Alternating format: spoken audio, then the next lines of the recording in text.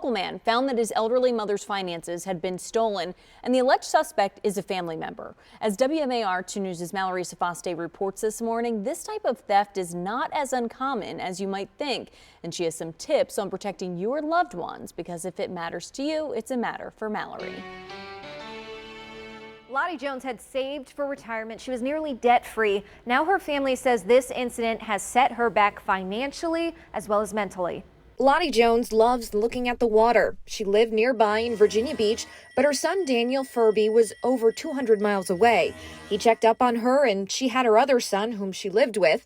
Daniel, though, started to worry. I had been asking my oldest brother to get her to a doctor or some type of hospital or medical facility because mom had a traumatic head injury. I kept asking repeatedly and I kept getting excuses. So finally I said, okay, I'm going down unannounced. He wasn't there long when the phone rang. And it was the bank. Calling because her credit card hadn't been paid in almost 90 days. I was like, wait a minute, that can't be right because, my brother's taking care of that.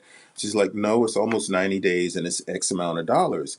And I said, well, can you look at the card and let me know what types of transactions are up there?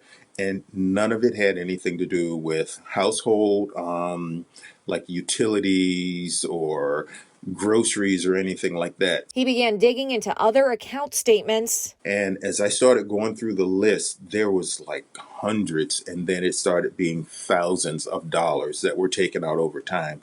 And I was like, whoa. He moved her to his home while he assessed the damage, then another financial blow. After having her mail forwarded, more bills arrived. There was a loan agency that my brother had actually taken out a loan in my mom's name and had fraudulently signed her name on that. And then I started thinking if this was done without us being aware, because my sister and I were in another state, what other transactions are there that I don't know about? And the only thing worse than his mom losing her financial independence has been the deterioration of her emotional and mental state. Her heart is so broken and she is so shattered that I don't even know where she's finding the strength to keep going. Sadly, perpetrators of elder abuse are often family members or people who are close to and trusted by the victim.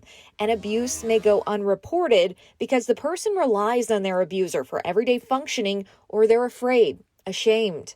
Daniel reached out to us wanting to share his story because now, especially when the pandemic has kept families from being together in person, he says it's critical to stay in constant contact with those who are elderly or vulnerable. Check on their finances, check on their health.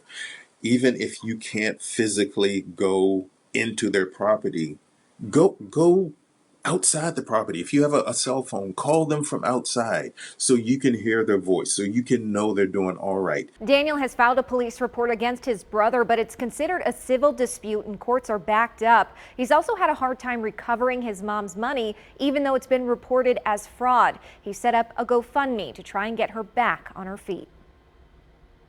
Wow. Well, we have a guide on what to do if you suspect financial exploitation. It's on our website, WMAR2news.com/matter for Mallory, as well as links to other resources aimed at keeping seniors safe. And if you have a matter for Mallory, she wants to hear from you. You can email her at mallory@WMAR.com